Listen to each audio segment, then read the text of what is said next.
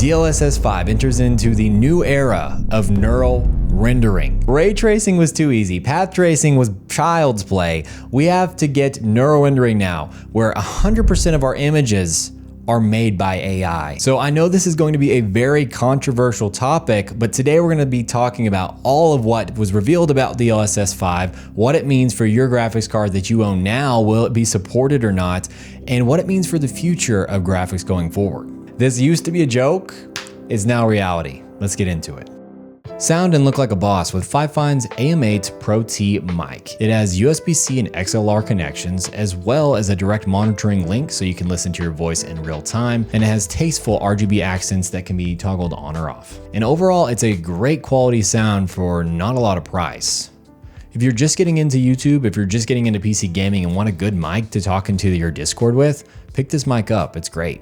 FIFINE also has the SC8 audio mixer. It has 7.1 surround sound audio, and it allows you to easily change your mic and game volume separately. It has an XLR connection that includes 48 volt phantom power for heavier XLR mics. And also it has this funny little voice changer. You can change your voice to like a little baby or something. So if you're looking to complete your setup with a new mic and audio mixer, check the link down below for the FIFINE products. I've worked with FIFINE before and I stand behind their products. They're high quality and they do not cost a lot of money. So if you're just getting into PC gaming, if you're just getting into building out your setup, pick this mic up. Check the link down below for that. Let's get back to the video. So right off the rip, this technology seems very promising. There's a lot of hate on the internet. There's a lot of skepticism about the uncanny valley vibes of DLSS 5 and how it could ruin the original artist's intent when it comes to a game. And while I agree about all those things, you have to admit, rendering a game in real time with AI neural technology is just absolutely insane. And as a techie, as someone that loves tech, I'm amazed by this technology. Not saying it's the best thing, the best looking thing out there. It's just really amazing what Nvidia has been able to do in such a short amount of time with this DLSS tech. I wanted to just disclose right quick, it seems like Nvidia is limiting this to RTX 50 series. And yes, that means 40 series, even something like a 4090 won't support neural rendering. And I know that seems horrible, guys, but there's probably a great reason for this. Here's why. The Tensor cores on 50 series support the floating point operations of FP4, 4-bit floating point operations. And 40 series only support 8-bit.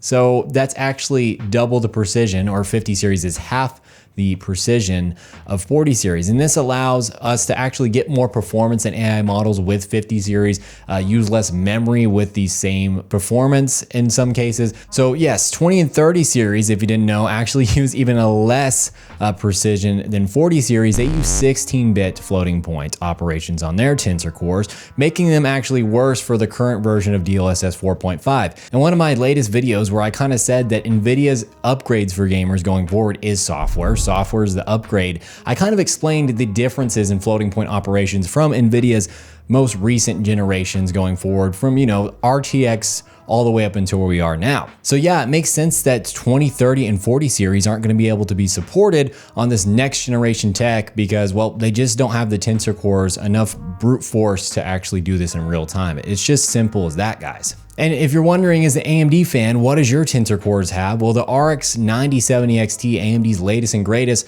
supports FP8 on their Tensor core equivalent. And if you notice, that's not even equal to current gen Blackwell. That's actually equal to last gen Ada Lovelace from Nvidia. And if you have something like a high-end, from a few years ago, high-end 7900 XTX with 24 gigs of VRAM, well, you're stuck on 16-bit floating point precision. So equal to Turing from 2018 in the Tensor core department there. And I think, even RDNA 3's Tensor cores are probably even worse than Turing's if I'd had to guess, just when it comes to overall usability with the software stack and whatnot. It seems that the only kind of Tensor cores that even have any sort of support for something like a neural rendering method that definitely needs low VRAM considerations and VRAM compression technology that FP4 would probably be able to bring is going to be 50 series. 50 series is really the only consumer GPUs that could even support this kind of tech, as far as I can tell. And really, it makes me think, just looking back at these different generations in retrospect, that Radeon just made the wrong bet, dude. Consistently, they made the wrong bet. And it might have been that Nvidia was leading these trends and creating the future trends and creating the future demand by what they're pursuing, kind of being a self-fulfilling prophecy for Nvidia there. But, you know, and AMD being late to the RT game and really having to catch up with that and being totally just behind in AI when it comes to AI support, not being forward thinking when it comes to this AI tech and putting it into their GPUs has really hurt their mind share recently. I've seen it on the Reddits. I've seen Daniel Owen talk about it. And yeah, I know people right now are really pissed at AMD for not supporting upscaling techniques. And it just seems like, yeah, you know, they just made the wrong bet hardware wise. And hopefully going forward, they're going to actually make the right bets for consumers, make the right bets for their company. But Radeon, it's not looking so hot for them right now because Nvidia's just been innovating, dude. They have been innovating. Like, who would have thought, like, you can make these games basically look like reality with this innovative neural rendering tech? I mean, some of the scenes they're showing here, guys, really do look like real life. And it's just insane to see. And I know, like, it botches some of the faces. It adds way too much wrinkles to that grandma in Hogwarts Legacy or whatever. But you have to admit, who would even have the balls to try something like this and it be in real time in like actual games you can play? I'm impressed with this kind of tech demo we've seen. And not only that, Nvidia's saying this is going to come out in the fall of 2026 or just later this year. Ever since 20 series, if you didn't go with an Nvidia GPU, if you didn't go with the RTX GPU, since they've been available, I almost want to say you just made the wrong purchase decision. I know this is going to piss people off. This is going to make people mad. But really, if you bought Radeon, if you bought a 5700 XT, if you bought a 6900 XT, if you bought a 7900 XTX, you just made the wrong choice, man. Like 20 series is aged fundamentally better than all of those graphics cards. 30 series is going great. The one limitation being VRAM. VRAM was skimped out, and I could see you making a case for VRAM there. But when it just comes to overall performance, image quality in games and features, Nvidia's blown the pants off Radeon for these last few years, and I don't know if that's going to change. A lot of people are saying this next generation of FSR tech is not going to be supported on RDNA 4, which we just saw. It has FP8 there. If they want to catch up with Nvidia, they're going to have to move to FP4, and I'm not sure if they're going to be able to do that on, well, no, they won't be able to on the 9070. So just keep that in mind. Do you want to go with RDNA 4 right now, or do you want to get an RTX 50 series card that's going to support this next gen latest and greatest tech? But I think you're going to thank yourself later if you go with RTX. Just saying. So let's dive in a little bit deeper into DLSS 5 now that we have all the red tape out of the way. How does it look? A lot of people on Twitter, actually the vast majority that I've seen, I've even had people in my Discord telling me it looks awful. It looks horrible. Uncanny Valley vibes. I'm creeped out about these characters coming to life on my screen with all these wrinkles and shadows all over their face.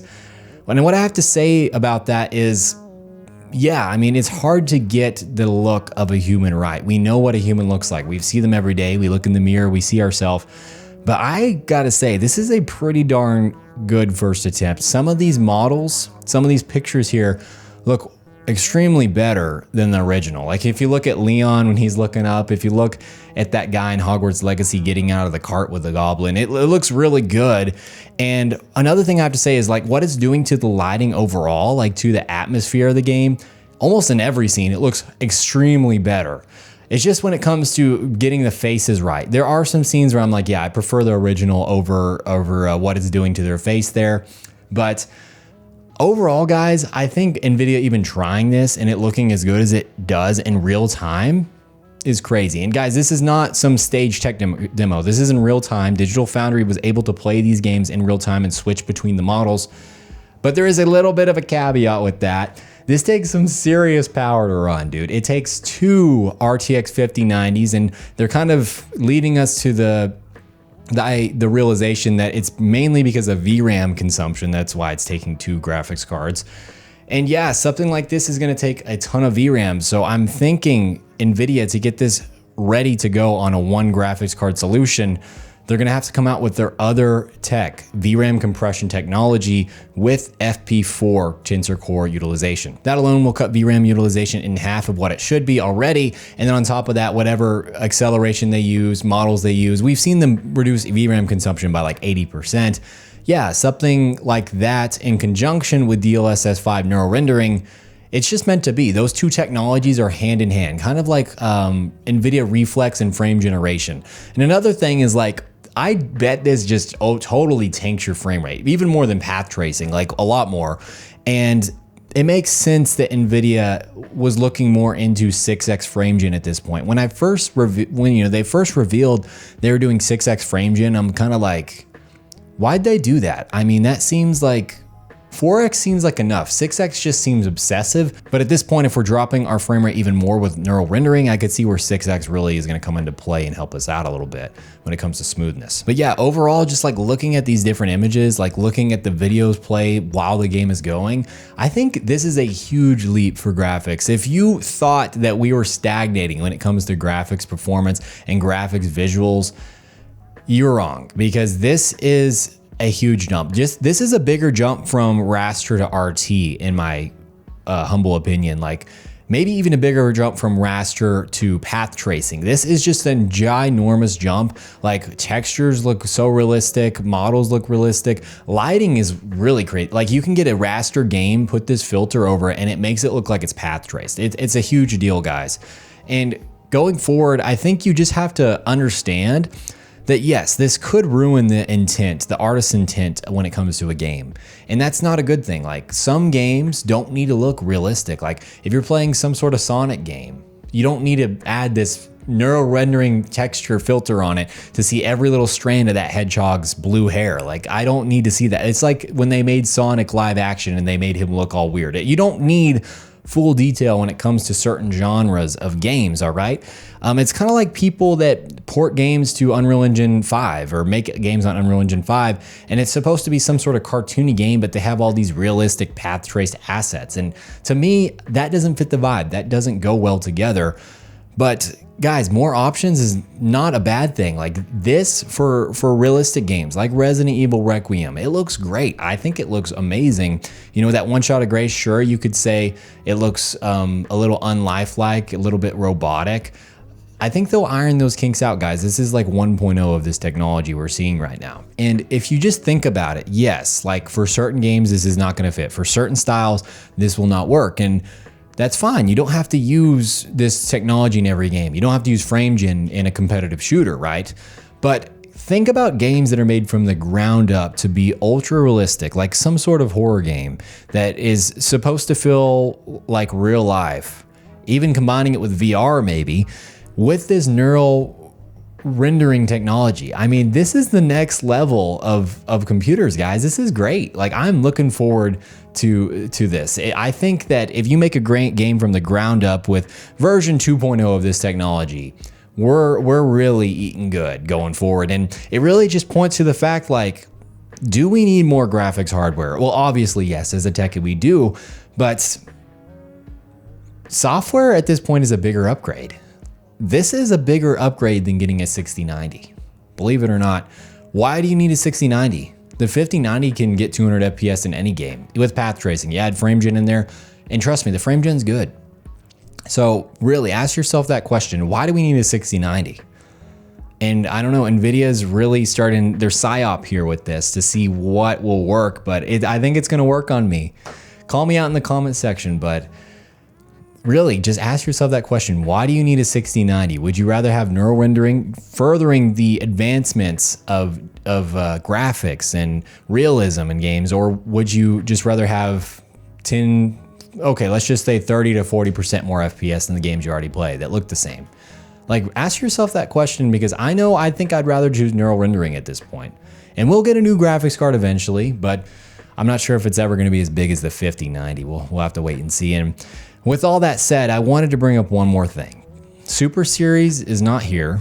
It was really, I believe, going to launch originally with DLSS 5 or DLSS 4.5, probably 4.5, and then DLSS 5 was maybe for Ruben. Well, all that's canceled now for consumers. Super Series, I think, will launch early next year, maybe, or maybe middle of next year, maybe this time next year.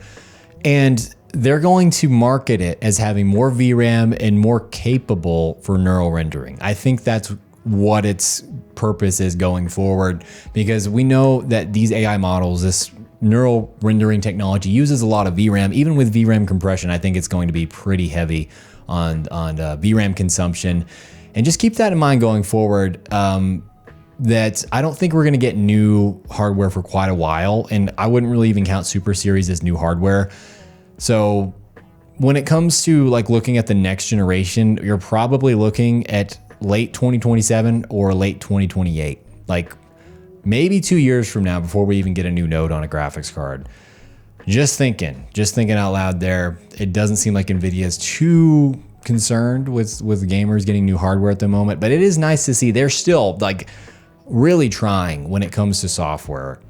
Although Jensen during his speech today did say that 100% of code written at Nvidia is made by AI or something like that.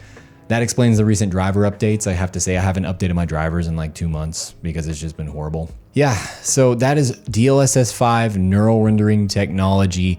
Every single frame rendered by AI. It's coming later this year in the fall to 50 series, and currently it runs on 2 RTX 5090s. They're gonna get it down to running on 1 graphics card. We'll have to wait and see how that works out.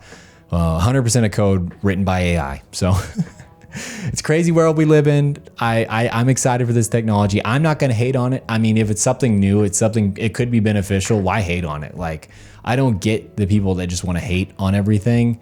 Nvidia really didn't have to do this for gamers, so yeah, that's all I'm gonna say. They didn't actually have to do this. They could have just came out with nothing and just said screw them. So I think that it's a great thing. But yeah, let me know in the comment section down below, is this too much for you, too much uncanny valley? Does it freak you out? And are you gonna stay on your older generation Radeon or GeForce card? Or are you upgrading to 50 series just for this? Yeah, let me know down below. Silicon Steak, signing out.